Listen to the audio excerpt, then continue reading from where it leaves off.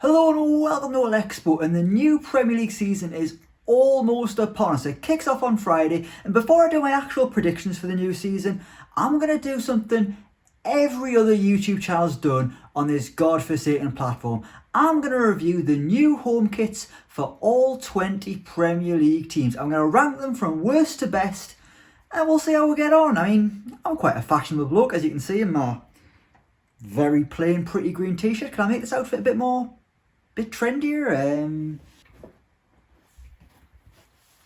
Is that doing anything? Hang on. Oh no, wait, this is someone else's gimmick. 20th, Newcastle United. 4. I can give you 4 reasons why this is the worst home kit in the Premier League season. As soon as you see it, you can't unsee it. There is just a big number 4 in the middle of the shirt. It looks absolutely terrible. If the buttons for the grandad collar had been black, it would have been fine. You wouldn't have been able to see the ridiculous number 4 on the front. But as soon as you see it, that's the only thing you can see. How on earth did this make it past production? This is Castor's first Newcastle kit. They spoke about bespoke kits, about being excellent, and they're going to do a great job. And they've got a number 4 on the front. There's only one number 4 at Newcastle, and it's Matty Longstaff, and no one sees him anyway. To make matters worse, it's basically just a copy of the kit they had 2 years ago, but the black and white is reversed. I mean, it's black and white stripes, lads. How difficult is it? If it hadn't been for that stupid number 4, this shirt would probably be okay. But there is a number 4, and it is therefore the worst in the Premier League. 19th, Wolves. It's not been a good start for the Castor boys. This is their debut in the Premier League. They've got 2 kits, and I'm putting them second bottom and bottom. I mean, the Wolves kit, it's just... It's a popsicle in my favorite flavour. Plain. It's very, very plain, isn't it? I mean, I don't know what else there is to say about it. It's plain. It's a ham sandwich with no butter. It's ready salted crisps. It's a bottle of water. Actually, I do need a drink. I am quite thirsty. 18th, Tottenham Hotspur. It's a popsicle in my favorite flavour. Plain. Hey now, there's no shame in making the same joke twice, okay? And the Tottenham kit, just like the Wolves one, is very, very plain. It's a ham sandwich, it's ready salted crisps, it's a bottle of water. I don't need a drink, I'm hydrated. I'm not going to pass out. The Tottenham kit, it looks alright, but of course it does, because it's a plain white shirt. I mean, they were ambitious having Harry Kane model it. If they think that's going to keep him around, ask Aston Villa fans about Jack Grealish. I don't know if you can hear that, but my laptop definitely sounds like it's about to take off. Are things allowed to explode on YouTube? 17th, Leicester City. For Leicester fans, they might not think this kit's too bad. They might like it. It's a bit different to what they've had in recent years. But there is one reason, and one reason only, why I'm ranking it so low. It just reminds us of a Birmingham City kit. And when I thought that, that's quite a profound little thing. A little thing I've noticed until I watched this. This is not one of them. When I look at this jersey, I think of Birmingham City. Christ's sake, next thing you know, I'll be coming up with ridiculous Patrick Bamford related forfeits. If that's the case, I might as well just go back to that channel. 16th, Aston Villa. I mean, it's just very, very boring, isn't it? I mean, it looks like the past 2 or 3 kits, it just looks exactly the same. Yes, it's a little bit, one of the stripes is shiny, but they're still the same colour. There's a bit of a pattern going on, but in essence, it's exactly the same strip. And it probably costs twice as much. Kids, save yourself a small fortune. Just get the old one. No one will notice. Just don't get one with Grealish on the back, otherwise some man will probably try and burn you like he did his own shirt. 15th, Burnley. You know what it is, Burnley? Fair play to you. You've tried to do something a little bit different. You've dipped your toe into a bit of a... I don't know how to say it. Something a bit more out there, a bit more outlandish. You've kept the middle of the strip very plain. Straight as day, it's Burnley Football Club. The sleeves though, my oh my are they different. Too jazzy? They are a little too jazzy, yes. It's not really landed this one, but fair play for actually trying. 14th, Liverpool. I think this is one of the kits that it looks better on than it does, from the promo shots. When they wore it on the final day of the season, I thought, you know what it is, this looks alright. But when it was first released, I was like, Christ, I mean, first things first, well, probably my only point, why are there orange lines across the kit? It's not some Protestant march. I mean, It just looks ridiculous. I mean, orange isn't a colour really associated with Liverpool, is it? I mean, last year they had the green sort of liver bird thing around the collar. I mean, that was okay. Nike, you've gone too far here. Why oh why have Liverpool got orange on their kit? It's not some kind of Dutch tribute just to make Van Dijk feel better because of his gammy leg. He's fine now, we can joke about it. 13th, Brentford. The Bees have finally made it into the Premier League, and on their debut in the top flight, they've gone Hollywood. I mean, I know the sponsor's got nothing to do with the film industry, but it just made us think of those Atletico Madrid kits back in the day when they were sponsored by... It was some film company. So every week they would have a different sponsor. One week it would be Spider-Man, the next it would be Hellboy, and whatever other films were out in 2005. Don't know why I'm telling you this. This has got nothing to do with Brentford's new home kit. It's alright. It's not bad. It's not great either. They've had better kits in recent years. 12th, Manchester United. For a kit so plain, I don't know why I'm so polarised by it. The first time I saw it, I thought, it's not bad. Second time, boring as sin. I've come back around a little bit, so let's just, call it down the middle. We'll put them 12th. That's kind of in the middle. It's alright. I like the retro feel to it, but it is very, very plain. I'm not going to put the same meme in again, man. We'll be copyrighted by the bloody Simpsons. Is it Disney now? Disney will take me for every penny I've got. I think it's the sponsor I can't get away with. I mean, what even is TeamViewer? If you know what TeamViewer is, let me know down in the comments below, because it would appear I was too lazy or just forgot to Google it before I started this video. These are never going to sponsor me now. I mean, I don't think they were thinking about it, but now they're definitely not. Which is a shame now Disney have took all my money.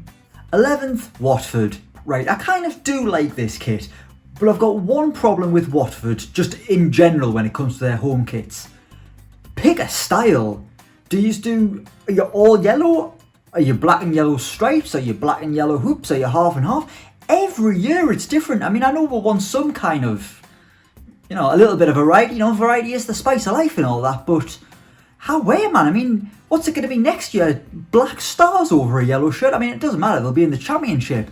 The biggest issue with this kit is, the hoops that kind of do work for me, but it's the sponsor. Stake.com. I assume it's probably a betting site. Why on earth is it so big? They'd have been better off having a bloody T-bone steak slapped on it. If it's well done, Mason Green would have gobbled it all up. Well done steak. Did you see that the other day on Man United's food menu? Mason Greenwood, hang your head in shame, son. You should know better than that. If it's not rare, medium rare, what's the point? 10th, Arsenal. On the positive side, it's pretty nice. It looks like an Ajax kit. And Ajax kits are nice. On the negative side, it looks like an Ajax kit. They've just copied Ajax. I mean, what are you going to do next? Just sign all the Ajax players? I mean, they'd probably do better than 8th, like Mikel Arteta did last year, I guess. 9th, Manchester City.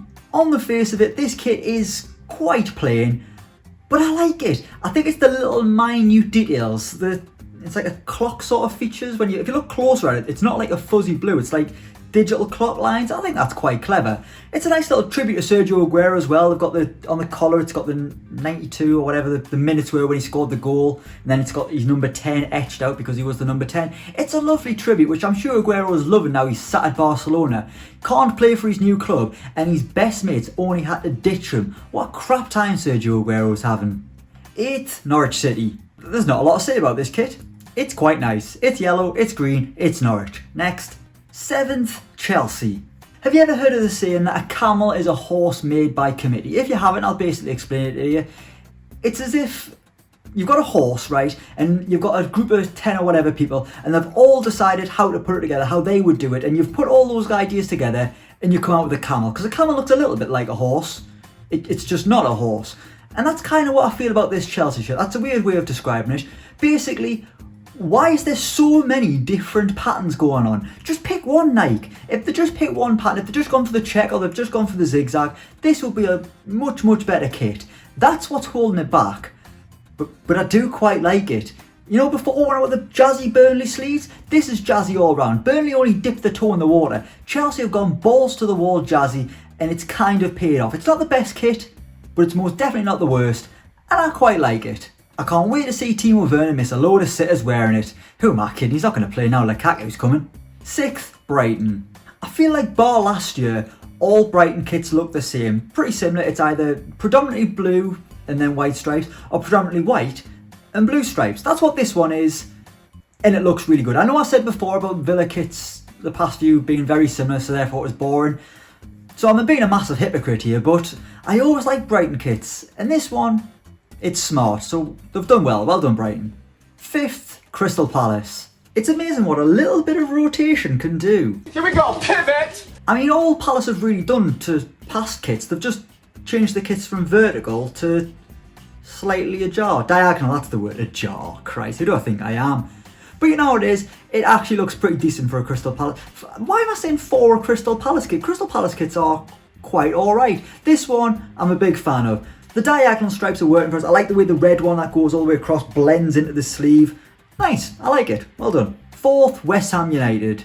I feel like this West Ham kit won't go down well with the West Ham Ultras, but as a man who has no affiliation to West Ham and hasn't been to London for years, my boss is a West Ham fan, that's probably the only affiliation I've got to the Hammers, so I kind of need them to do well for him to be happy. I like this kit. It reminds us of the Gianfranco Zola era when he was manager. All I can see, whenever I saw this kit, I don't mind pointing over there, I haven't got one over here, I can just see out the window. It is raining, which is sad. Anyway, we're getting distracted.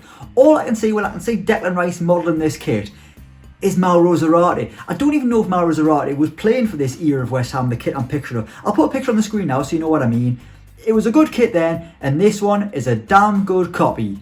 It's similar, it's nice, I like it. 3rd, Leeds United. I feel like this is how you get a plain kit right. I mean, there's not a lot to write about here for the Leeds shirt.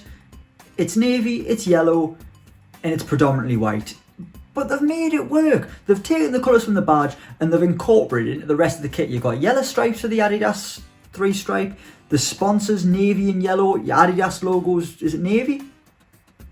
It is navy. It just works. I like a little collar like that, even though those buttons are pretty much pointless because the collar's so low, but I like it.